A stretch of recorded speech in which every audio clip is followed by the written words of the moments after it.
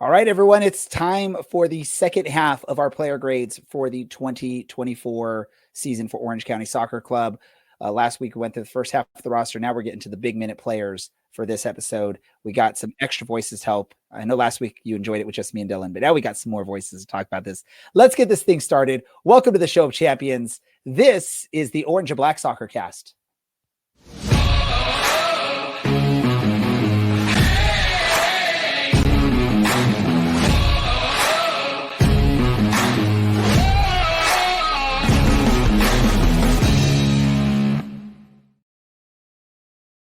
How's it going, Orange County? Welcome to another episode of the Orange and Black Soccer Cast, the first and only podcast dedicated to Orange County Soccer Club, its fans and supporters. I'm your host, Ray Samora. I'm here to take you through this journey as we give player and coaching staff grades for Orange County Soccer Club.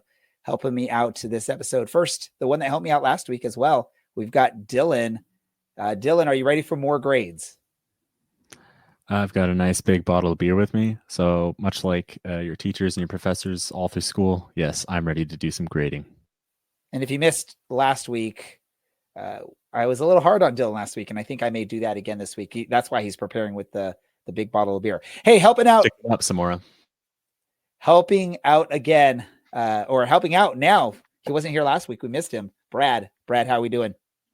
Man, Dylan almost made me spit out my scotch that I was sipping on because I did not expect Dylan to have a beer, let alone a 22-ounce mega beer of dark ale, if I stand correctly. That's like one of the high percentage ones, right? It's just to be clear, we are talking 750 milliliters, which is a wine bottle, 0.4 ounces. But yeah, we're at 7.6% here. So, oh my god, a whole wine bottle. In the California winters. He's drinking a wine bottle today. Fun stuff, Dylan. Last helping us out for this episode, one of the smarter people on our show. That's DK. DK, how we doing? Doing well. Yeah, as always, you give me far too much credit. But since everybody was sharing what they're drinking, I made myself an old-fashioned for this fun off-season episode that I always look forward to. So cheers, everyone. And I didn't even share what I'm drinking. I'm drinking a BJ's Alt Beer, which is part of the Beer of the Month Club option. So that's what I'm drinking. Hey, I pay a fee every 2 months. I get beer to drink, and I'm not going to let it go to waste. I'm going to drink it. It's actually not that bad, Dylan. Dylan's making a nasty face on that, thinking that it's pretty nasty. But it's actually pretty good. I'm going to hop in here and say, hey, if you're a local brewery or distillery and you would rather that we drink your product, hey, reach on out to us, info@ocsepodcast.com, and let's have a chat. Definitely. Let's have a chat when it comes to that. Well, we're enough talking about beers, enough messing around. We got to get into the thick of things. It's wrapping up the player grades for Orange County Soccer Club 2024. Again, this grading system, there's no rules to it, even though I know people like Brad and Dylan wish there was some sort of rule to our grading system, but there isn't. So it might get a little wonky. Just bear with us. It'll be fun. Let's get into the thick of things here. And I'm going to let one of the two that wasn't here last week, I'm going to let Brad start things off and introduce our first player for this episode in the grading.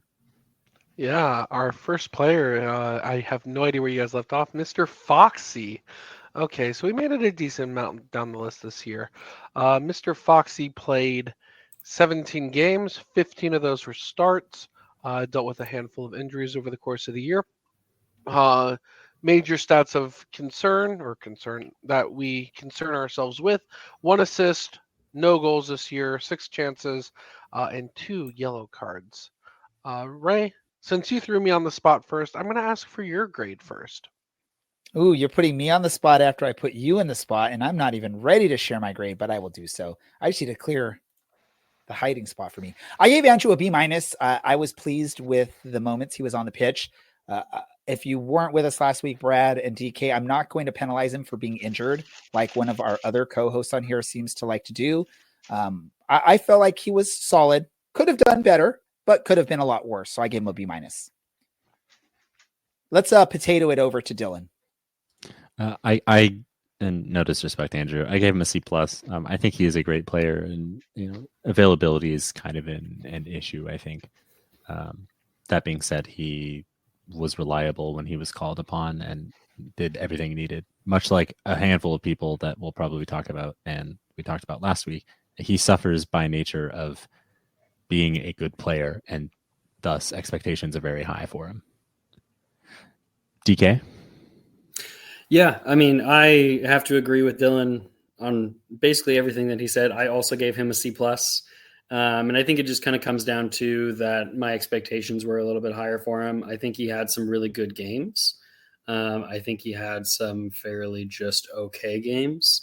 And the inconsistency is what really just kind of drove me to give him that C plus. Wish we would have seen a little bit more out of him. Would love to see him return next season and see him progress. So not bad, but not as good as I know he can be.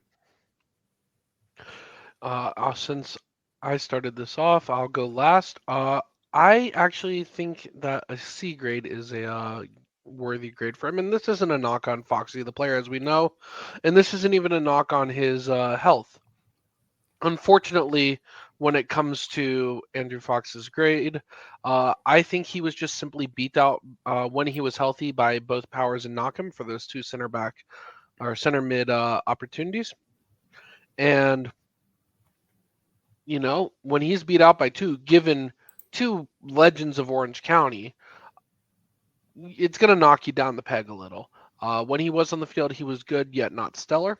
And I think C is very fair for that. And my co-host, who is not on the episode this week, Mr. Larry, agrees with that grade, gave a regular C. Perfect. I'm going to let DK introduce our next grade. All right. Our next is the legend himself, who's been with us for a while and a fan favorite, Dylan Powers. He had 17 matches played, 15 starts, 1,209 minutes, one fantastic goal. And I believe Dylan, you started out. Dylan and Dylan. Well, I mean, it's only fair as one sexy gent to another sexy gent. I gave him an A. I never expected the evolution of Dylan Powers as a center back from what he could do in the midfield, but he really adopted the role and just looks so steady next to Marcus back there. I'm over the moon with what he did this year. I'm so glad that we got him back because I think he was a key part to us objectively actually being quite a good team towards the second half of the year. And what a goal in Memphis, right? If that goes to PKs, who knows what happens. Dylan Powers said, "No, don't worry about it, guys. Everybody hop on my back. I got this." Also, just one of my favorite interviews every single time. The Zen Master. Brad, now that you're back, what'd you grab him for this year? Yeah, I gave Dylan Powers a solid B plus this year. Again, I'm looking at this and I'm seeing he played less minutes than Foxy, but yet I remember a lot more of Dylan Powers this season. And I think it's just because when healthy, Dylan is like one of our best center backs. And I would even say that over Knockham, who is absolutely stellar in his own right. That overtime or extra time goal against Memphis, Dylan, you said it, what happens if that doesn't go into what happens if that goes into pens? Probably a disaster class where we're really upset a week earlier in the season. And he's just such a good player. I think B plus is fair. Who do you want to go next? Before Ray. Let's go Ray. All right. So what I've learned is if healthy, Dylan gives Dylan a A+++ grade because apparently Dylan doesn't get penalized for being injured. My grade for Dylan, I thought he had a great season with us. I don't account for injuries unless they were boneheaded injuries or something like that. I gave him an A-. I thought he was really solid for us. Slightly not as consistent as last season. I think last season was an outlier. He did really great in the role he was put in, but I still think he was solid for us. And that partnership with Nakim is amazing. And it was a great thing to see when these two players were on the pitch together in 2024. And I believe, did DK give his grade? Not yet, no. Once again, I'm going to have to agree with our Dylan, and I also gave Mr. Powers an A. He may not have gotten as many minutes as we would have all liked to have him on the pitch for, but I think he did fantastic every time he was out there. I think Brad kind of highlighted that with saying that, he's somebody that we noticed more, even if he was on the pitch less. And just looking at that stat, the 12 chances created, although he's done fantastic in taking on that center back role, I think it's amazing that he's still creating chances for the team as a midfielder would do. So that to me, it carries over from last season. I think he did just as great. And maybe it's a little recency bias with that fantastic goal in Memphis, but I gave him an A. And it looks like our other co-host, Larry, agreed once again with Brad and gave him a B for the season. And I'm going to say this really quick for those watching or listening live, feel free to share your thoughts on the grades. And again, just share why I'm getting them perfect and everyone else is messing up on these grades. Put that in the comments so we can share that with the world. Moving right along to our next grade of the night, and that grade is going to be for Seth Kasipli. Seth, one of the longest tenured players in the orange and black and also creamsicle colors. Another player that had some injuries throughout the season, but when healthy was a solid contributor to Orange County. I think fans have come to know what to expect out of Seth when he's out there. Looking at the stats, just under 1,300 minutes, had a goal, 4 assists, great pass accuracy, almost 86%, and 3 yellow cards. 21 matches played, 15 starts. Great. And I think it's sort of what you come to expect from Seth year in, year out, that type of play and that type of stat line on there. DK, since you've been going last every single time, I'm going to let you go first on the grades this time. What did you grade Seth?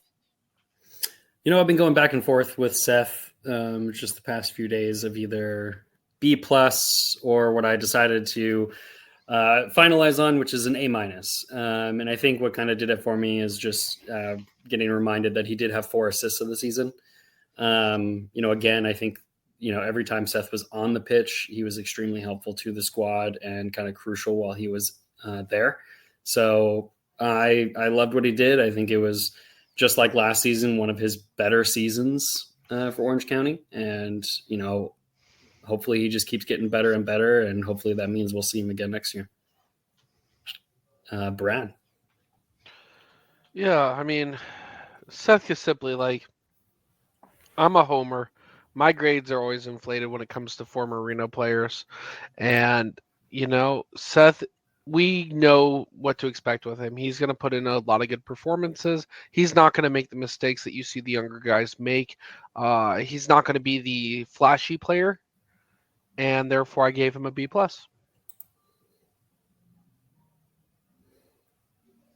Dylan, what'd you do? I'm just going to go next because Brad didn't decide to nominate somebody else. Really quickly, I'm just going to say Larry's grade for Seth Kasipli. A solid A. And I'm going to go with an A-. And Seth, please don't be mad at me. Look, man, you're really good. And like everybody, you're suffering from the fact that I expect the world from you. But we're talking about somebody that slotted in and has previously kind of been maybe almost playing second fiddle to a Kyle Scott. Has struggled with fitness and, has had some really bad injury luck. That was the case towards the beginning of this year. But once again, we're talking about another player that a senior player bides his time, gets fit, makes an immediate impact and takes things away from us. Ray, what did you get Seth Kasipli this year? I gave him an A. Again, I felt like he was a very solid piece for Orange County in the midfield. A very congested midfield when you look at it. And we go back to the beginning of the season, you had players like Sophia and Jafal in the midfield as well. And then obviously Kevin Partita, Kyle Scott in there, Ashish Chada. It's a very congested midfield, typically maybe 2 spots open for a group of 5 or 6 quality players. So obviously Seth's not going to get action in every match in that type of situation, but when he was called upon, did amazing. And I appreciate what he did for Orange County this season. So I went with an A. Let's go move on. Dylan, introduce the next one. Yeah, Mr. Ryan Dogman. I'm just going to give a lot of credit right now to DK and to Matt Elder and myself for coming up with that chant. We deserve A pluses for that, by the way. But Ryan Dogman, a little bit of injury woes this year towards the beginning. 21 matches played, 17 of those were starts, 1,357 minutes, 2 goals, 2 assists. I really want someone to mention one of those goals. I'll leave it for you. Ever the attacking fullback, 47 touches in the opposition's box, and 4 yellow cards, because why not? I love Ryan Dogman. I did expect a little bit more from him. So Ray, you can give me all the trouble you want. I gave him a B+ here. Why did he deserve something better, Ray? Please tell me. Why did he deserve something better? He was probably the most exciting defender to watch on this team, and no disrespect to someone like Marcus Knockham or Owen Lamb or Dylan Powers. I think anytime Ryan was involved in a play, fans were excited. For a defender, we talked about this last season. He runs and runs and runs, and we saw that again this year. Joining in the attack, being very involved. I mean, how many times did we see him up in the attacking third of the pitch? And this is as your left back for a team. And whenever he did that, you never felt worried about the defense because you knew he was going to track back and do his job. I'm amazed. If I could teach my defenders how to play an outside defensive position as a player, I would show them videos of Ryan Dogman and also Owen Lamb. I think both of them are amazing for this team, the way they play. That's the style of wingback I like to see and the defenders play. So I gave him an A. Brad, what did you do? Oh man, when it comes to a player like Dogman, I think I penalize him a lot for I expect so much on the attack from him that the fact that only 2 goals and 2 assists and really a lot of games where he kind of was anonymous on the attack really docks him. I wanted to go as low as a B-, but I don't think that's fair given the fact that he's not a liability on defense, even when he plays so much of the offense. But I just expected so much more. And I love Dogman. I hope he comes back. I hope we see more out of him. So I give him a regular B. DK, let everyone know why I was right. Well, not that I like to admit it, but yeah, I do agree with Ray on this one. I also gave Dogman an A. It could be bias on my part. He's one of my favorite players on the team, was last season, was this season. The reason for my A is mainly because whenever he was missing, it was extremely felt. And when he was there, at least his side of the field seemed covered almost every time. And, look at that, touches in the opponent's box, 47. Yeah, we could definitely wish there were more assists and maybe even more goals, but that's asking a lot for a defender.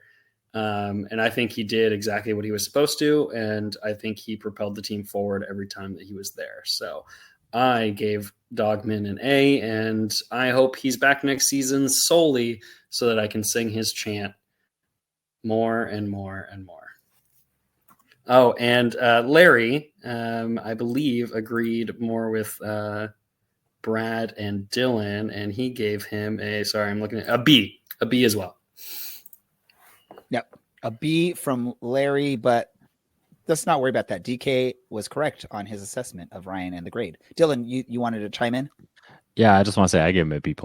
How dare you sully? You did. I'm sorry. I'm getting those pluses and regulars mixed up. So it's okay. We're all drinking.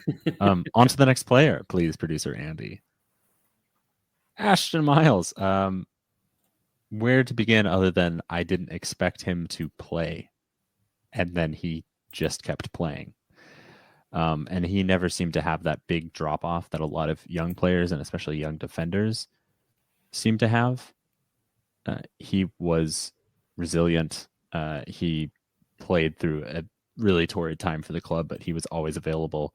27 matches, 18 of those were starts, 1,700 minutes, 1 goal, 2 assists, 27 interceptions, 22 tackles won, and just 5 yellow cards.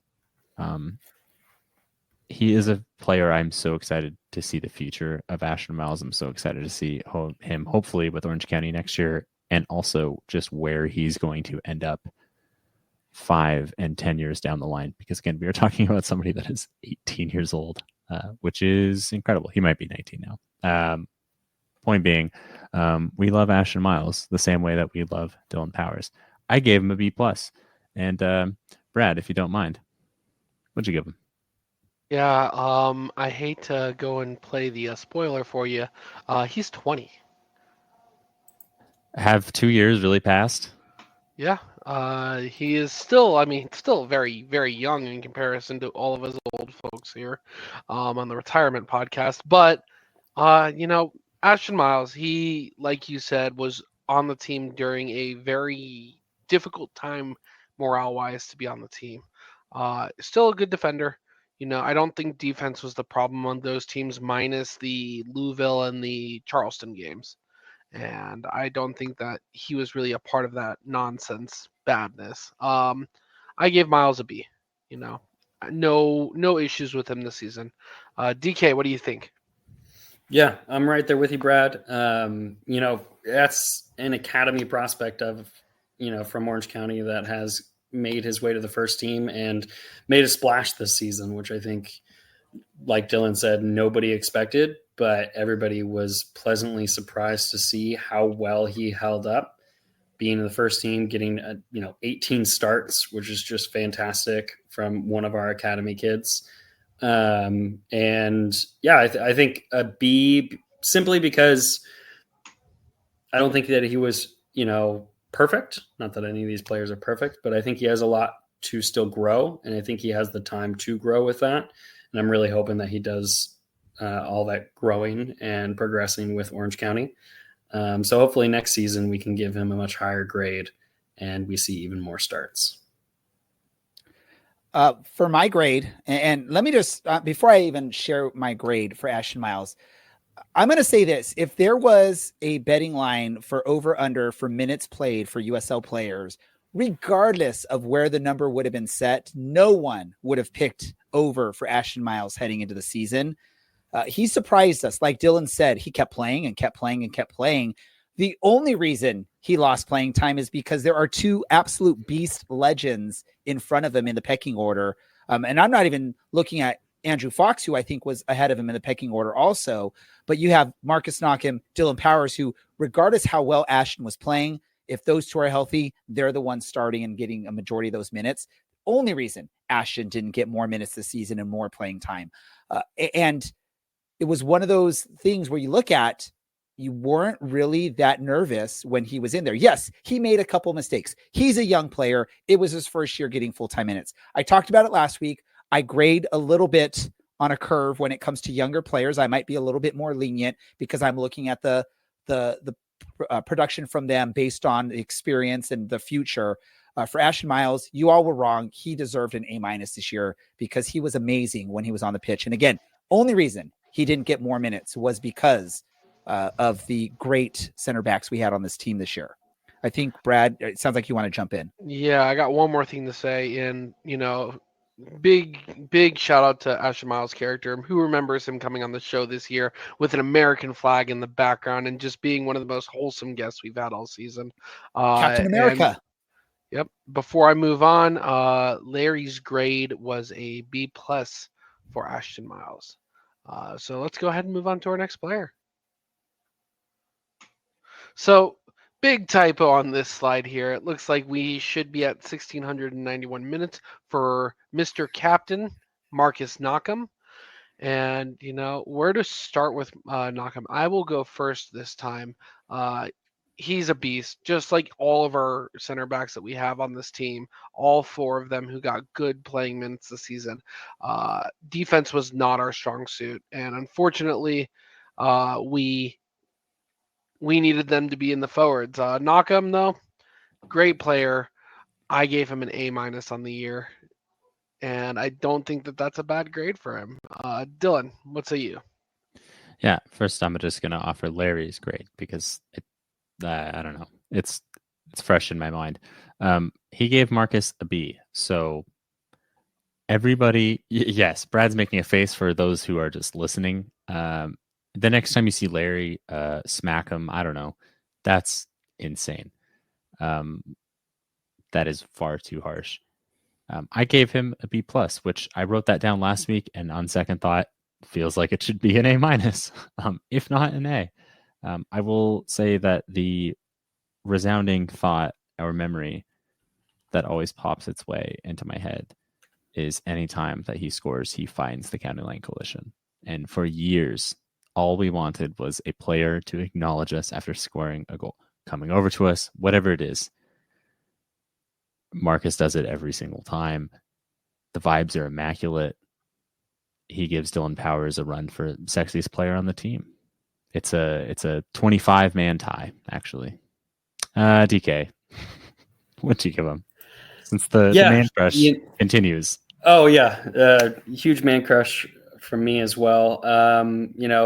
This is our captain, and I think you got to rate him on being the player that he was, the center back that he was, which was, absolutely wonderful. And I think without our defense this season, that we don't make it as far as we do. And I think you also have to grade him on who he is as a captain, which is somebody that brings the team together and the fans. So I've gone kind of back and forth as well. I would say A- for what he did on the pitch, but because of who he is as our captain, I'm going to actually give him an official grade of A. Let me say this, because Dylan was talking about, wanting a player to just recognize and celebrate with County Line Coalition.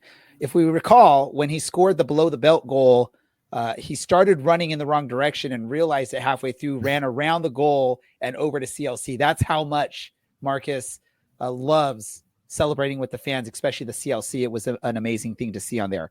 As for my grade that I gave for Marcus, I went with a B plus. So I actually agreed with you slightly there, I believe, Dylan, on Marcus. I feel like it. And again, I talked about last week. I'm harsher on the veterans because you sort of have these higher expectations. And as much as I love Marcus, I don't think his season in 2024 was as good as his season in 2023. And thus I couldn't give him something in the A's. I went with a B plus though. All right. DK, introduce our next. Sorry, I was muted. The one and only Bryce Jamieson, who, has been a fan favorite since he has joined the squad. Probably one of our best young, talented players to ever come to Orange County. He had 33 matches played, 22 starts, 1,913 minutes, 5 goals this season, 3 assists, 30 tackles won, 79 recoveries, and 2 yellow cards. Fantastic season for Mr. Jamieson. And Ray, how about you go ahead and start with your grade? Ooh, I get to go first with the grade for Bryce Jamieson. I will definitely do that. Bryce Jamieson, an amazing year for Orange County. I was definitely impressed with what I saw out of him. We all knew the talent was there. We all knew how good of a player he was. He just needed the minutes and the opportunity. And this year he got that. 33 matches, 22 starts. And anytime he was in there, you were looking for something exciting. Yes, you probably were hoping for some more goals or some higher assist numbers out of him.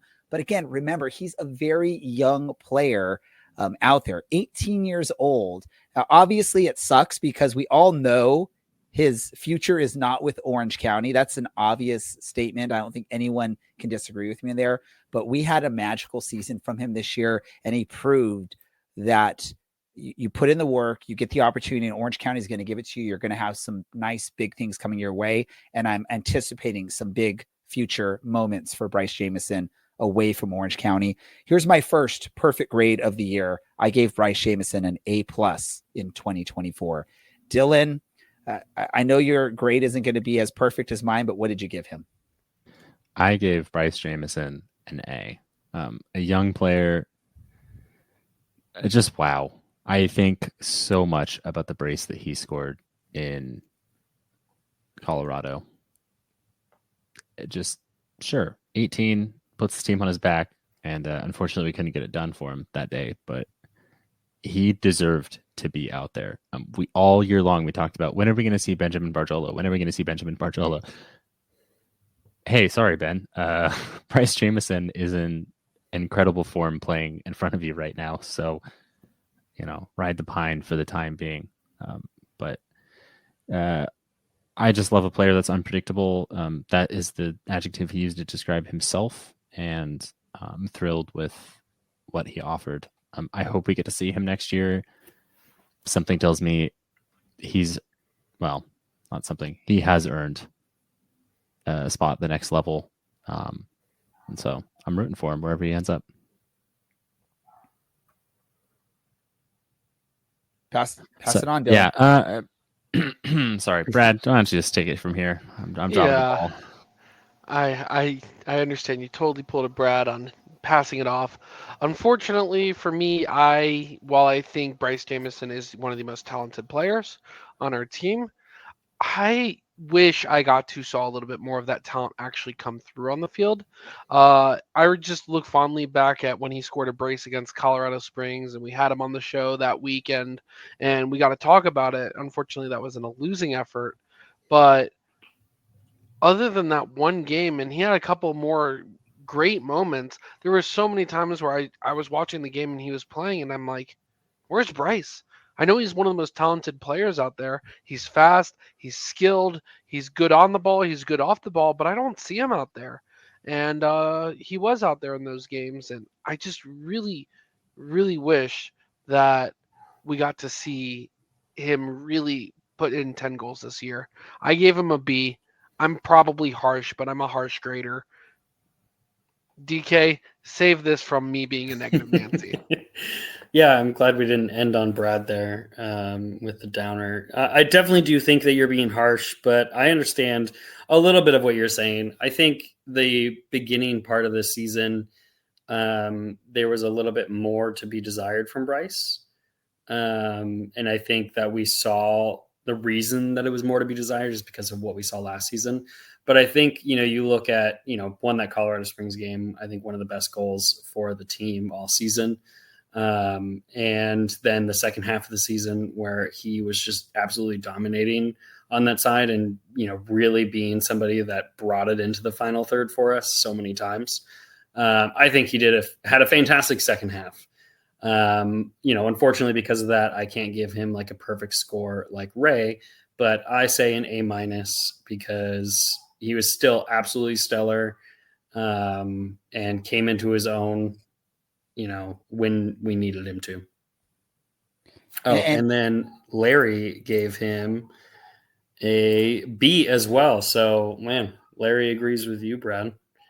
Seems like you guys are pretty on par this time. I feel like that's been a lot of our grades together this year. Yeah, definitely. And like my name says, boo, Larry and Brad. Moving on to the next next grade. And this is Ashish Chada, midfielder, again, in that very, very congested midfield for Orange County. And you look at the stats, he got plenty of minutes there, and partially because of injuries in the midfield to players such as Kevin Partina, Kyle Scott, and even Seth Kasipli at times, put in some solid work for Orange County. Probably doesn't stand out much for what he did, but if you watch, he tends to be pretty controlled and composed in the midfield, which is what you want out of his role on the pitch. Dylan, what did you think of Ashish this year? It's funny you mentioned that you might not notice him, but he's doing all this kind of like unknown work. This is maybe a kind of a pointless term, but there's a kind of a resurgence in the term of donkey work as being a good thing. It is just doing dirty work and showing up and getting stuff done and trying really hard. That's Ashish. on this team. We're talking about a progressive midfielder that was just thrust into playing left back out of the team's need, and he wasn't great at it, especially at first, but he was there and he was available and he tried, and we didn't hear anything negative about him. Once he actually ended up back in the midfield, Ashish got to shine, and we got to see that player that we were all so excited about last year, and that player that we were also excited about at the beginning of this year. So I gave him a B+. I hope we get to see more of him. I hope we get to see, more of him in the midfield as well. DK, where do you fall on Ashish? Yeah, I'm glad you went right to me because I have the exact same grade. Once again, Dylan, as a B+ for Mr. Chada this season. And I think he's one of the players on the pitch that no matter what, he's going to give 110%. He's going to put his all into everything. And I think that shows with him, stepping up to play any position. And I think that's exactly what you want from a player when needed. If injuries are, troubling the team too much, Ashish Chada is the guy who will step up and take care of what needs to be done. I think he's somebody that stepped up with Kevin Partita being gone, with Kyle Scott being gone. I think he was somebody who really just filled in where he was needed and performed extremely well. Of course, I would have loved to see maybe even some more starts from him, maybe some more pushes forward in the attacking third, but from what I did see from him is definitely a solid B+. Brad. All right. Well, for me, I know I wasn't on last week's episode, but when you look at the players in the midfield who started for Orange County this year, the direct comparison that I have for Ashish's style of play is Kevin Partita. And I know since I wasn't on last week's episode, I didn't get to share my grade for him, which was a B+. And when I compare the two side by side, injuries notwithstanding, I think Kevin Partita was the better of the two players on the field this season. So I can't give Ashish Chada a B+, which he probably does deserve. I did tack him down just a little to a B. Look, he was there. He was everywhere. He played left back. He got a good couple of assists on the year. But does he start over Kyle Scott? Does he start over Kevin Partita? Does he start over a healthy Seth Sibley when all three are healthy? Maybe not. Maybe. I'm not the guy who makes those decisions. So therefore, I think a B is justified. And before I hand the ball over to Ray, surprise, surprise, Larry agrees with me. I swear we're not copying off each other's homework. Ray, throw this show back on the rails, please. Yeah, I don't believe you when you say you're not copying off of Larry or he's not copying off you. We can't say he's copying off you because he already filled these in. And he's not even on the show right now. So I think you're looking at what he did and put it on yours. Here's the thing with Ashish. And if you look at the history of Orange County, almost every season you have at least one player on the roster that has roots through UC Irvine, which Ashish is one of those players. You can go back to Giovanni Ramos-Godoy, Matt Bierman? Mats Bierman, yes. Yeah, whatever it was. So that connection is nice to see that Orange County looks at the local college level players out at UC Irvine, and we tend to have some sort of connection there. Would I love to see a bigger connection? Yes, because that's your pipeline right there to try and get some of these great players, try and work a path for the players that come in maybe at young ages, pre-college ages. Maybe they decide they want to go to college, find a way to get them to UC Irvine, Cal State Fullerton, Long Beach State, something local, and then maybe have a pathway back to Orange County if everything works out for them. It's awesome to see those types of connections. I would love to see more, even not just UC Irvine, but if you can get some Cal State Fullerton connections, or like I said, Long Beach State connections, or some other local university connections, it would be awesome to see. As far as the grade for Ashish, I already told you what I thought of him this season. When I introduced him, I went with a B+. So again, I agreed with you, DK, on his grade. I feel like he was solid when he was out there, and I was shocked when I saw how many minutes he actually played. I don't remember him being out there that much this season, but apparently he was. And there's good and bad if you don't remember someone playing. It means they didn't do anything amazing to make you remember them, but they also didn't do anything horrible to make you remember them out there. And when you're in that midfield role and the type of role that Ashish plays for this team, you don't expect him to stand out and have these, highlight reel moments. It's really more a role of don't make a big mistake that's going to cost the team something. And apparently if he played that many minutes and I didn't recognize or remember that many minutes from him, he's doing his job. Brad, take us on to the next. Yeah, I mean, when doing direct comparisons, like I said, Ashish Chadha and Kyle Scott. And I mean, Kyle Scott, what can you say about him? He's the guy who is worth everything and more in this world. He is our British golf pro. I never thought I'd ever say those two words together. I guess their part of the world did, 3 words, thank you, Dylan. That part of the world did invent the sport. So either way, what can you say about him? He is Mr. Reliable. He is aggressive in the midfield. He earns the yellow cards. He got on the score sheet this year, I think for the first time in Orange County colors. He does everything. He's probably our best defender on the field, and he's the guy who, when you're watching the stream, when you're watching the game, he's making big plays. Unfortunately, late down the stretch, injuries did take out his season before playoffs, and while that sucks, that's just life. I feel like for me, it's hard to give a bad grade to a player named Kyle Scott just off of name recognition and anything. And I wanted to give him an A because I think he deserves it. So I gave the A- of minuses. We're talking like an 89.5 rounded up for school. But it's Kyle Scott, and he's worthy of the A. I'm just going to jump in because Brad pulled at me and didn't nominate somebody. Hey, Kyle Scott, maybe literally put the team on your back this year, and that's why we didn't see you at the end of the year. Seems the most likely, if we're being entirely honest. Yes, this was his goal this year was the one and only goal that he's scored for Orange County, but there's probably nobody else in this league that you would rather be spraying a ball around the field than Kyle Scott. And nobody else in this league that you'd rather be running their mouth at an opposition player than Kyle Scott. So I gave him a B+. This is only because, once again, I expect the world from Kyle Scott. And I just feel like through no fault of his own, we didn't really get that out of him this year. Keith, DK? Yeah, I'm both.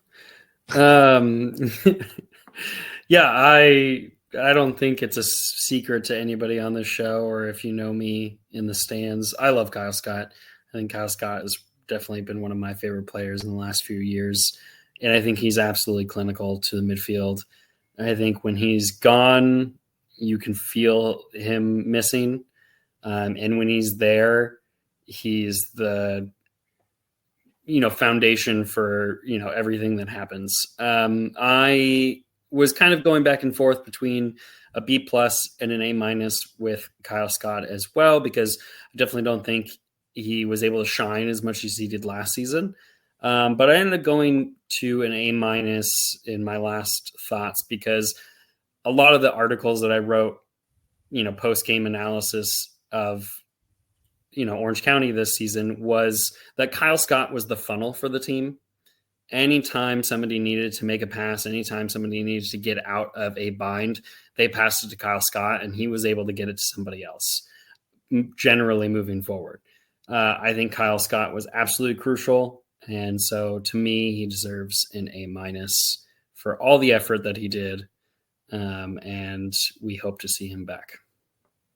I'm going to start off with Larry's grade, and someone please check on Larry and check on his head, because when he was doing these grades, he must have got a knock on the head. He must have been a little woozy or a little off, because his grades are wonky, or maybe he needs glasses. I don't know. He gave Kyle a B for Kyle. Let me tell you my thoughts on Kyle really quick. And while I'm doing so, just think about it. If you agree with me or disagree with me, still like this episode. Please like our post. Please share this with everyone, because we love when our fans and our listeners do that, and it helps get our show out to more people. And please agree with me on this. Kyle Scott is the centerpiece of our midfield. As much as Kevin Partita is a great player, as much as we've talked about Ashish Chadha played a big role in midfield, Seth Kasipli, Kyle Scott is the glue for this team in that midfield. And let me also say this about Kyle Scott. If there was an award for the most frustrated player on the pitch in 2024, Kyle Scott is winning that award. And he showed it. And I appreciated seeing his frustration out there. He was giving his 135% of his body out there, and his effort and his just soccer out there on the pitch. And it wasn't always going the right way for Orange County, but Kyle Scott did not back down. He always was trying to give his all. Yes, some of those yellow cards were out of frustration. Some of those yellow cards were just like, you know what? I don't give a damn. I'm going to get a yellow card right here. I don't mind that in certain moments. And Kyle did that. When we didn't have him, we had a hard time. It was difficult, and no disrespect to our other midfielders. Without Kyle Scott in the midfield, we struggled. If we have Kyle Scott against Colorado Springs, it's a totally different outcome. I guarantee you it's a different outcome on that match. We probably come away winning that. And if you look at who won the championship, if we sort of follow in that we can knock out the champions, we would have moved on. We could have potentially been champions. Unfortunately, Kyle Scott was injured. Part of that is because he was asked to do so much in 2024, and his body just wore down at the wrong time. Hey, you can hate me, you can love me, but you got to agree with me. A+ for Kyle Scott this year. DK, introduce our next grades. Cameron Dunbar. One of the players that if you were in the stands and people had some frustrations with him throughout the season, I was always a fan. I was always pushing forward. Just wait, you'll see. Cameron Dunbar. Matches played 33, starts 22, 2,500, 39 minutes, 2 goals, 5 assists, shots 64, shots blocked 18, and 1 yellow card. Brad, I am interested to hear how you felt about Cameron Dunbar this season. Oh boy, man, the harsh streak of me continues with Dunbar. Dunbar, I think, had a case of the could not finish on any opportunity given to him, no matter how good it was. He always seemed to get blocked. I don't know if that's just poor finishing skills. But look, he's probably the best ball handler on the team and very extremely talented in his own right. So it really hurts me to say that I gave him probably the worst grade out of all my starter tier players at a C+. I'll pass it over to Ray. Please, Brad, call me by my correct name. I guess you're not going to do it. If for those not watching live, it says fix Brad's glasses, because a C+ for Cameron Dunbar. Are you kidding me? I know he missed some shots that probably should have gone in, but did you not watch what he was doing? He was still involved in a lot of the plays. And let's not forget, he had an amazing assist in the first round of the playoffs, which has to bump up his grade like a full letter grade. So, Brad, you got to at least bump it up into the B's for that. Yes, we could have seen more out of Cameron. Yes, he didn't do maybe what many of us were expecting, but he still was quality for Orange County. I went with a B for Cameron in 2024. Dylan, come on. You're more on my side than Brad's, right? Well, Brad, please. I think you wanted to say something. I'm pretty sure I get a legal rebuttal for this. I'll keep it quick. I don't think my grade's that unjustified. He is very, very, very talented. And at the end of the day, Madden rules, you got to score to win. And he scored twice. All right. That's so here, great. I'm going to say this really quick, Dylan. Dylan, really quick, Dylan. People, jump into the chats, share your thoughts. And I want to hear what my fellow co-hosts think on this, and we'll see who is correct after we hear from everyone else. Hey guys, sorry, C+ player Cameron Dunbar just skinning the whole right side of New Mexico's team over and over and over again. Oh, here he is, C+ player Cameron Dunbar skinning the Pittsburgh defense. Oh, look at him. He's on the ball again. C+ player here. Don't worry. He's not going to assist anything. He's not going to do anything. Oh, no. It's Cameron Dunbar. Guys, he might not have scored, but, the same way that the ball went through Kyle Scott, the ball went through Cameron Dunbar. Cameron Dunbar would get on the ball. A team would have to put 2 people on him. And as he proved time and time and time again, that does not stop him. Would I like to see him be more clinical? Yes. Were most of his shots from distance? Yes. But we're talking about someone that's going to progress the ball with the ball at his feet. You need players like that just to kind of bridge that gap between a Kyle Scott and an Ethan Zubak. I'm giving him a B+. Also, he was there just over and over and over again. He was there. So, Brad, so sorry, but this is actually not a courtroom, so you don't get a legal rebuttal. I'm not even sure we're going to have you say any other grades because you've clearly lost all of your validity. DK, take it away, my friend. Yeah, Cameron Dunbar, I think, falls into that hole of people expected a lot more from him. And I think maybe that's where Brad is coming from. And maybe that's why he was as harsh as he was, or as wrong as he was when it comes down to it. But Cameron Dunbar, I think, was a bright spot for this team, regardless of our offensive woes throughout the season. One thing that I personally complained about, all season long was like, take shots. Can somebody just take shots, take some chances and go for it? And Dunbar was the one player on the pitch who would. And he had the footwork to make those chances open. And 5 assists, that's our leading assist player for the season. And, counting the fantastic assist he had in Memphis on that wonderful playoff win. I'm also going to go for B+, because I think that although we all expected maybe a little bit more goals from him, I think he was a fantastic presence on the field. And if we're lucky enough to get him for next season, I think those 64 shots that he has on target are going to convert into a lot more goals. So B+ from me. I'm going to jump in here, and I feel bad for Cameron, and I want to up his average. So I'm going to do a B+ as well, because we need to make up for Brad's horrible grading, where he gives our assist leader a C grade. Our assist leader a C grade. Yeah, it's only 5 assists, but it's still the leader on the team, and he goes with a C. I try to give Brad a chance to redeem himself by saying the C was for Cameron, not for his actions on the pitch, but he didn't go for it. Brad, the person that's been agreeing with you most of this episode even agreed with DK, me, and Dylan going with a B for Cameron. I am pointing at my comment, which is on the screen. I doubled down in the comments. Dunbar is Diet Milan, and you cannot change my mind about that. He is talented, but Milan did everything better. All right, Dylan, I need to see one of your classic Photoshop jobs and making a soda can of Diet Milan. Go for it, Dylan. We got to move on for time constraints, but Dylan, get a DK. No. I want to hear from the man who signed him.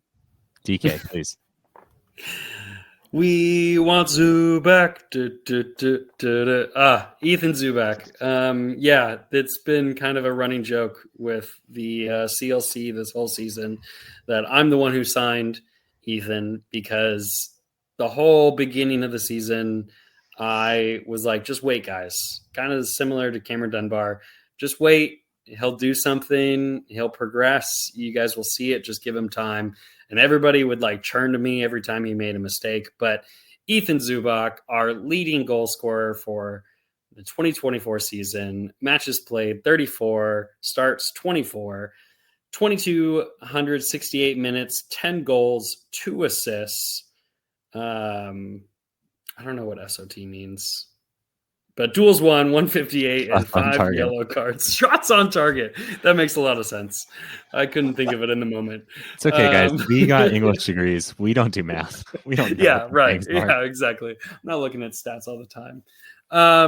I gave Ethan Zubak, one of my favorite players from this season, and super excited that he was just announced to be returning this for 2025. I gave him a B+ because, all jokes aside, he did have a really rough start of the season. But I think if you look at anybody in their shift between 2 halves of a year, Ethan is the best in that regard. So our leading goal scorer did fantastic. I think he really just needed that confidence boost, and can't wait to see what he does for us in 2025. Ray, you have your hand up. Yeah, I just want to go next on this. I'm going to jump in for Ethan Zubak here. I think he was solid first. Yes, he struggled early on in the season, but he found his form to the point of he scored goals for us. Our leading goal scorer in 2024. And yes, we could have expected more out of him, but he still was solid. He did a good job. And I went with a B for him for everything you said, DK. He was great for Orange County. Now I'm going to pass it over to Brad, and I want to hear how our leading goal scorer should get a C on this grade as well. Go for it, Brad. No, actually, I gave a better grade than I think all of you guys did for Zubak. Look, it You're wasn't just, pretty. You're just throwing grades and just hoping. I'm that, a it's like harsh shaking the grader. dice. I never once said that Dunbar was a bad player. I said I expected more. Zubak was on his way to also earning a C grade until he figured it out. And I think, honestly, we don't make it into the playoffs if Zubak doesn't score so much of his goals down the stretch when we finally get Danny Stone in charge. I think if we had a last 10 game of the season MVP, it's Shuttler, who's probably coming up next, or the guy after. And then it's Zubak, because Zubak was scoring and he was finding out how to do it. He was heading in goals. He was dumpster diving for goals. And that's kind of the player we expected when the team signed him and said, watch this guy as a 10-goal scorer at least. And I think we all drank the Kool-Aid at the beginning of the season and started not believing in Zubak. But late on, he really proved himself. And DK and I are the only Zubak truthers on this team. I gave him an A-. Hey, I'm going to jump in really quick, Brad, and say, hey, I believed in Ethan early on in the season. If you go back to episodes early on in the season, I was the one saying he's working hard to win the ball in the air, but when he heads it down, none of his teammates are there to receive those passes, and it was on his teammates. So I don't want you to take credit and say you were jumping on it. I was on the Ethan bandwagon way before any of y'all were, except for maybe DK, because apparently he was in love with Ethan before the season started. Brad, what do you have? I mean, not Brad, Dylan, what do you have? Thanks, Ray. Y'all look We've the same been today, doing this so. for 6 years. What do you mean? Man, to anybody that's just only ever listened to the show, I'd really love if you looked at a photo of Brad and looked at a photo of me. I can't grow Dark hair, glasses, hey. I have almost nothing to say to this. Ethan Zubak got a B+ for me. I'm glad he came good at the end of the season. I'm hoping we get mustache Ethan next year. Stash summer 2025. I'll just take the next one. Hey, yes. Don't forget Larry. Don't forget Larry. Oh, we care about what he after his last grade. B++, which is not a real grade, but sure. Thank you, Larry. On to our next player. Is this going to be the first unanimous A? I wonder. I gave him an A. Colin Shuttler, 28 matches. I mean, he's obviously not coming out as a sub. 2,520 minutes, 97 saves, 13 clean sheets, which goals against averages out to 1.25 goals per game. And in case you forgot, all those many months ago in Sacramento, he also scored a goal this year, which is one of the craziest moments I've ever witnessed. Oh man, I gave him an A. Ray, I feel like you might have something really, really stupid to say. So, oh, good, you're laughing. So you're putting the pressure on. You have something so dumb that's going to come out of your mouth. Everybody enjoy the last thing, Ray. He's going to give him a G for goal. He's going to give him a G for goal. I love that y'all an effort far out, man. Yeah. Everyone, without further ado, the last words Ray Samora will ever say on the Orange Black Soccer Cast. Well, you put so much pressure on. This is going to be the first that we all agree on, so that's where I was a little bit nervous. For those that don't know, everyone else has their grades out in the open for people to see. I have it, grayed out so people can't see unless they go and hover on it. Then they can see what I graded. I loved Colin Shuttler this year. Shutout Shuttler is an amazing goalkeeper for Orange County. I'm glad he's back for 2025. There were a couple moments, though, where he looked a little shaky. There were a couple moments where he probably should have made a save that he didn't make. I understand goalkeeping is a tough position. It's the worst position to really play in soccer because you get all the credit when your team is doing good. You get all the the heat when your team is struggling. Really, I tell my goalies, it's the defense's fault when you give up goals. It's not always your fault. But there were a couple saves that I think he missed throughout the season. Thus, I could not 100% agree with each and every one of you on here, but I did still go in the A's. I gave him an A- for 2024. DK, go for it. Yeah, I mean, I don't necessarily disagree with you, Ray. I do think that, he had some shaky moments. But I think that really only pulls him from, being the 1 A+ that I could have given to the A that I did end up giving him. I think Shuttler was fantastic this season. I think he was fantastic last season. I think if you really put them together, that he's the best keeper in Orange County history. And I'll debate anybody on that. And obviously his goal was one of the best moments that I've witnessed live watching soccer up in Sacramento. So that, definitely gives him a little bit of a boost. But I really do think that Colin Shuttler is one of the most underrated keepers of the entire USL Championship.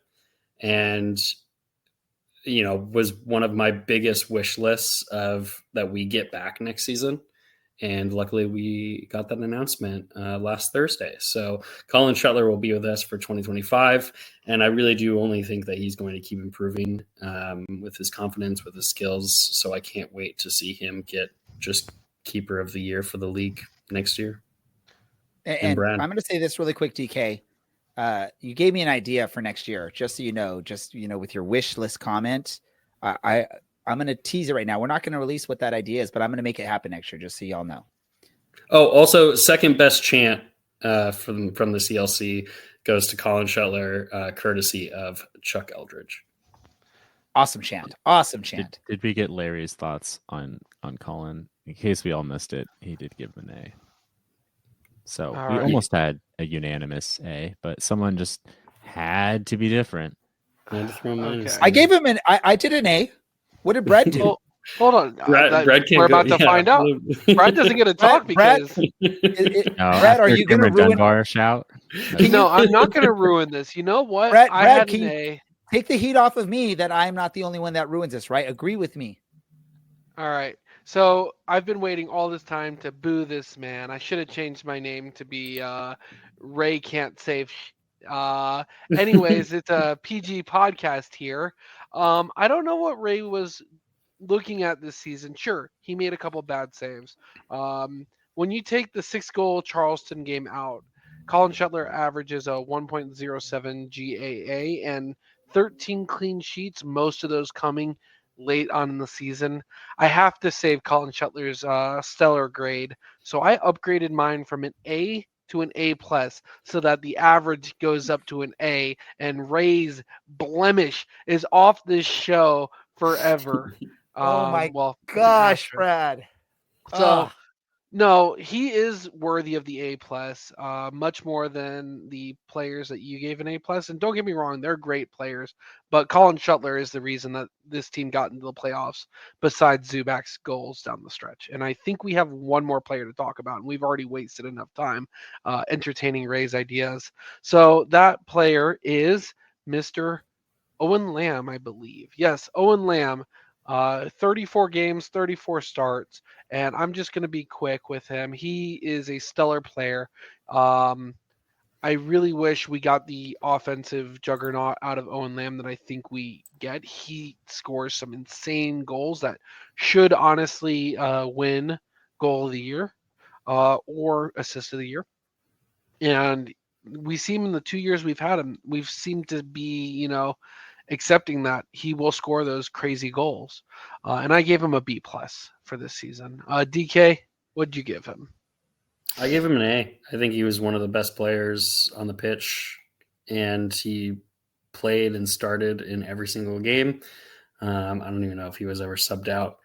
Owen Lamb, fantastic. Only scores bangers, only assist bangers. Yeah, I can't really say much more. Just definitely one of the best players that we have. So a solid A for me. I'll jump in right here.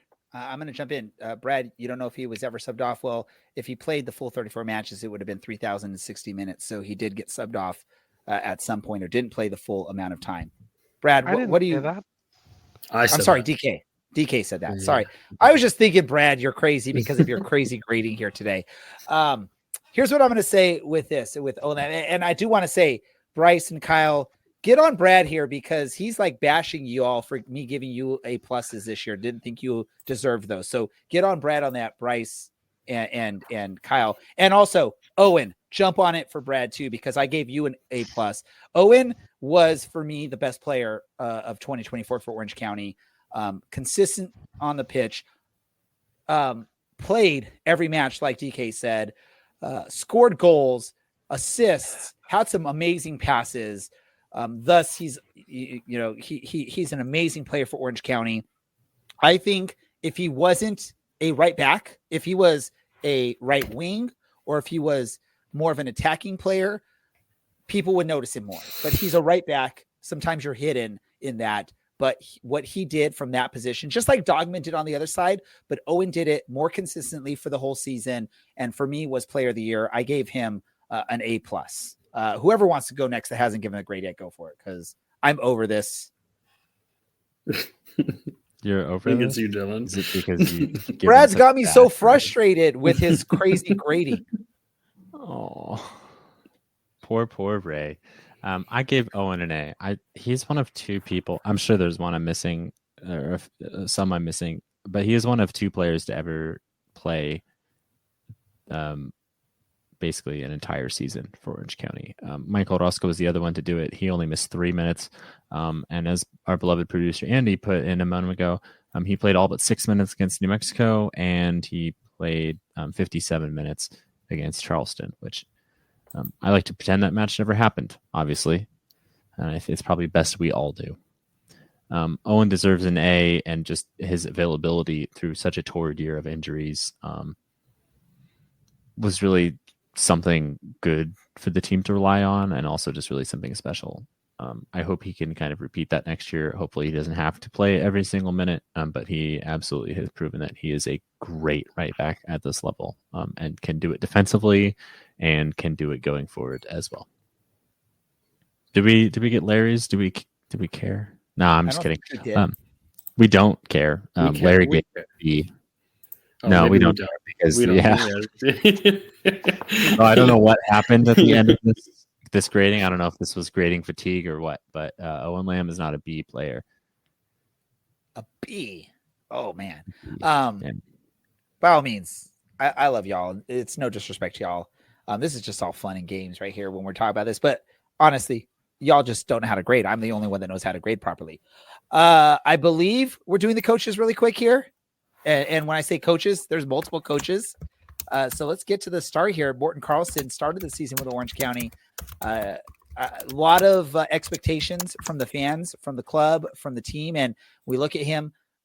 I forget if we're doing this the U.S. style or the world style as far as the wins, draws, and losses. So Dylan, clarify it for me. This is wins, this is wins, draws, and losses, because that is the only thing that makes sense, because you go. That's the proper way to do it. That is the way you do it. I don't know why when you look at the USL website and stuff like that, it's always like wins, losses, draws, or something like that. Because they're the Florida man of professional soccer leagues. I'm just kidding. That's NISA. So you look at that, a result in more than 50% of the matches, but 7 losses during that time with Orange County. The reason he left is he got a good opportunity in his home country, which Orange County didn't want to stand in the way for that. But if you look at it, it wasn't having the greatest season, the greatest start to the season. I think it was like, if you take away the first 4 weeks of the season, it was pretty horrendous, actually, when you look at the results from Orange County there. I was disappointed in what Morton Carlson did for as the coach for Orange County. And for me, that relates to a C grade. And that's being nice for me. Brad is shocked with that grade. Brad, what do you got? A C, given the injuries that Morton Carlson had towards the end of his tenure. Plus, we transferred him to a league in Denmark, which is definitely transferring up. No disrespect to the USL. I give Morten Carlson a B for this. It's not the best. I think we lost a couple games that we should have lost, and we won some games that we should have won. But I don't really look back and say Morten Carlson really set us up in a bad spot for the rest of the year. I'll just jump in because Brad's again not passed it along. I'm going to give him a B-. I think a lot of the struggle that Orange County had was down to injuries, and he's not the fitness coach, so I'm not sure that particularly falls on him. He was kind of a victim of bad luck, but he had earned the right for the club to stand by him. And obviously a bit of regression on the year prior. Ray would like me to know that results fall on the coach, and I'm well aware of that. But to echo Brad, he did not put us in a bad spot. Typically, it takes teams time to get going. And when necessary, we played very pragmatic footy, which was not necessarily exciting to watch. But when you're missing, half of your starting lineup, sometimes that's necessary. DK. Yeah, I also agree B-. Yeah, sure, results fall on the coach, and I think he would agree with that as well. But I think when you're early on in the season, less than halfway through, that there's a time to turn things around. And I do think that Morten is somebody that could have turned things around with his style of play, regardless of our injuries. I think we went through kind of a rough stretch, but, Carlson was somebody that I trusted in, and I would have trusted in throughout the entire season, regardless of what happened. So I give him a B-, and really excited that he was one of our, transfers into a higher league. And I think he fully deserved it. Can I just jump on? I want to refresh each and every one of y'all's memory, and for our listeners, go back and listen to previous episode. I think most of you, if not all of you, were bashing some of our tactics early on in the season. And I believe we were getting complaints about this hoofball or just, knocking it down the pitch, which, don't get me wrong, I understand the frustration, but that was what Coach Carlson was asking the team to do early on in the season. So I don't see how y'all are being so forgiving for that when you all were a little frustrated with the style of play that Orange County was showcasing early on in the season. That's all I just want to call, because y'all seem to really love him. We've called B- a really harsh grade on many of the players. So I don't think a B- is really saying that he was like a fantastic performance either. Let's just remember, grading C is average. So B- means he was doing better than average. When you look at it, 50% of his results were losses pretty much. So, and there was complaints about the style. Again, I love the guy. He was awesome. I love what he did in 2023. I think part of your grades are remembering back to 2023 and not really looking at 2024 only. Moving on though. And I'm not giving anyone else a chance to fight back on that. We're going to move on to the other coach that took over. Paul Hardyman came over as he was the director of the youth or the academy team and developing the academy, came up, stepped into the head coaching role when Morten Carlson left for brighter or bigger opportunities. I think a lot of us were really hopeful and really excited and really wanted this to be successful. Unfortunately, you look at the stats again, 2 wins, 1 draw, 7 losses. And I believe Paul Hardyman was in charge against Charleston. It was a 0-6 result for Orange County. They didn't score 6. They only scored 0. Very difficult tenure for him. And unfortunately, again, like I said, coaches have to take responsibility. They're the ones responsible for the results, and the results weren't what we wanted to see. Brad, let's hear your crazy grade. Go for it. I feel like I'm the most fondly looking back on the Hardyman era. I think Hardyman ball is solid concept, but with the personnel we had, and sure, injuries had a part to do in it. We very much underperformed under Hardyman, and therefore I'm going to give him a C. So I'll pass Brad thought he was average. Brad thought he was average. Who are we passing it on to, Brad? Dylan. Yeah, I have to echo the C here. Look, this team was decimated by injuries by the time that Paul Hardyman took over. And Yeah, we couldn't score a goal. I actually don't think that falls on him because we had opportunities that weren't converted. And unless you expect, I believe, a 60-year-old man to run on out there and get the job done himself, there's not a lot he can do about that. Still, it was disappointing, and I don't think, maybe for the senior side, we're in a better spot at the end of the year because, we got kind of a fresh perspective and a fresh idea and a fresh face in after that 6-0 loss in Charleston. But, he had a really good impact on the youth players of this team, and he had a really good impact on developing and getting those players minutes. DK? Yeah, absolute club legend, really brought our academy up out of nowhere into what it is today, which has been producing players after players. That alone makes him a legend. Assistant coach for the 2021 season. That alone makes him a legend. Has been an assistant coach for the past few years. And not including all of that, I think I am still going to credit him for being an assistant coach for the beginning part of the season with Morten Carlson. Also stepping up when Morten Carlson got a red card and was suspended and won a huge game against Detroit 3-2 as the head coach. So I'm going to add like a 3-1-7 there. And I am going to give him a C-, a little bit less than Dylan and Brad, but probably a little bit more than Ray based off of his facial expressions.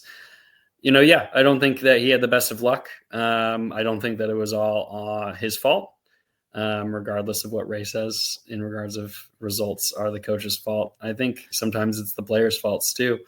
But yeah, I love Paul. I wish that it was a better run for him. I wish that we got to see a little bit more from him, but I definitely understand the decision from him and the club. So a C- from me for the 2024 season, assistant and head coach. You all are very nice. I'm just going to say that straight up. You all are very nice. I love the man. I love Paul Hardiman.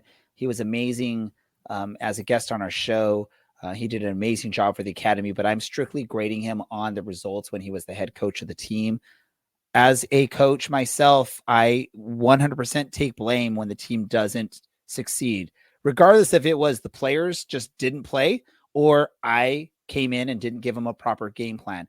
I would almost assume Paul is the same mindset, regardless of what happened on the pitch, injuries, the way the players play. He's going to take full responsibility for the results on the pitch. And unfortunately, the results that I saw while he was on the pitch, I feel like he lost to the players. I feel like at the end of his tenure, the players were just tuned out. They weren't paying attention.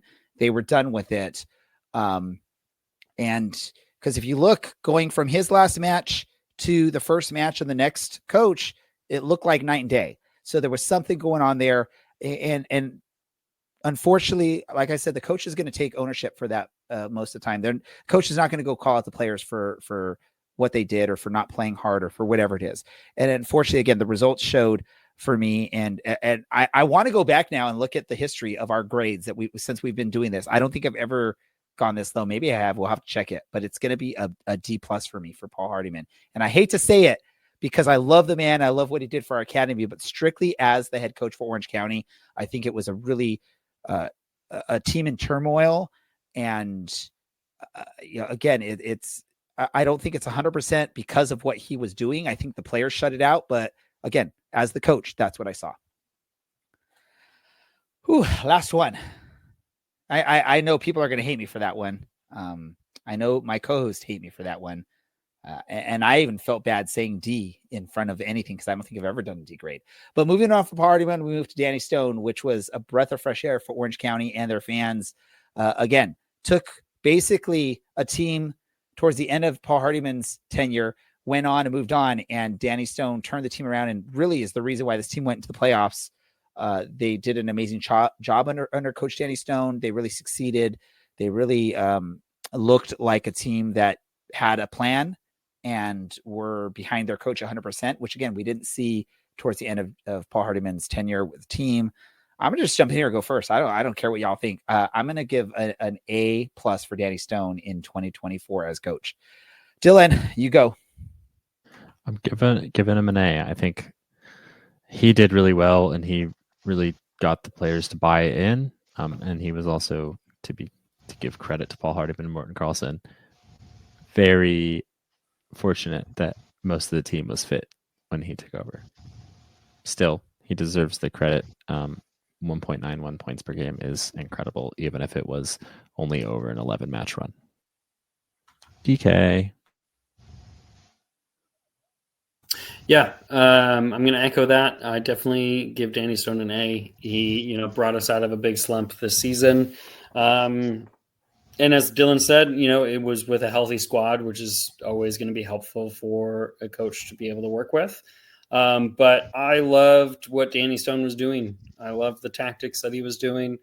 I love how he presented himself, not only during the matches, but also post matches and during training. He was very much a coach, when you saw interviews with him, that was a collective. It was all about the collective. If one person was shining, then it was the entire squad shining, whether that was him, an individual player, another coach, didn't matter. It was all about the team. And that's just really a culture that I love to see, and that I really hope that we get to see as this team progresses forward into 2025. So yeah, an A from me, from Danny Stone. True Mad Lad. And Brad, close us out. Yeah, I'm gonna give a stupid grade, but I'll explain no. why. I'm gonna give Danny Stone an A- until he signs on the dotted line to come back to us in 2025, in which case he can be an A+ in my heart and mind, like he deserves to be. This team made it to the playoffs because of Danny Stone, because of Colin Shuttler, and because of Ethan Zubak, and you cannot convince me otherwise. A- because he hasn't signed for 2025 yet. I can't hate it.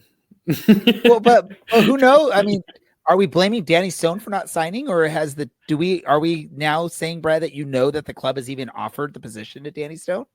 I mean, why would we penalize him for not signing if he's not even offered it? See, I think the dog barking. Even the dog agrees with me. So that's all I got to say there. It's a solid way to close out. Did we have a grade slide for the front office, or is this the end? I don't know. Who knows? I think that's the end. Let's just do really quick. I want to hear what your thoughts. Grade. You don't even have to explain it. Let's just do a quick letter grade on the front office in 2024, Dylan. No A+, explanation. they have a club. All right, Brad. B. DK. B. Lower beer prices for B. I'm gonna go with an A-. I liked the makeup of the club. We just had some injury issues, but it looked like they tried to fill in some of that stuff when possible. With that said, that wraps up our grades for 2024. Feel free, please remember, go onto social media, agree with me, disagree with the rest of us on social media. Let the people know why I was the only one that gave legit good grades and why the rest of my co-hosts didn't know what they were talking about. If you didn't agree with me, go on there as well and let me know why I was wrong on that. I don't mind. I like getting the heat from that. Want to remind everyone to go to our website, check it out, ocscpodcast.com. DK writes some great stuff. You could check some of that there. Dylan's written some stuff on there as well, so you can see some of that as on the website. Also, don't forget, our next week we're doing our player awards, which means we need you all to vote. If you have not yet voted for our player awards, it's simple. Go to vote.ocscpodcast.com. This is separate from the Orange County Soccer Club awards that they do. We do our own thing. We started it first. We started back, I think, in 2019. I don't think we did it our very first year because we only around half a season, but maybe we did. Who knows? But we've been doing awards since the beginning or since early on. And we have some great categories, including what we introduced last year, Hall of Fame, where we are asking you to pick who are the all-time greatest players. And now we've even added coaching staff and front office to the votes on this. So we want to hear your voice on that. Let us know what you think. I know this was an extra long episode. We typically know this is going to happen when we do our grades because we want to definitely debate and talk about it. So we appreciate y'all hanging on and listening for the full episode. And join us next week for the award show for Dylan, for DK, for Was it Brad? Did we have Brad here? Brad was here. And for producer Andy, I want to thank y'all. Well, I didn't see his face anymore, so I figured what happened. This has been the Orange and Black Soccer Cast. We are out.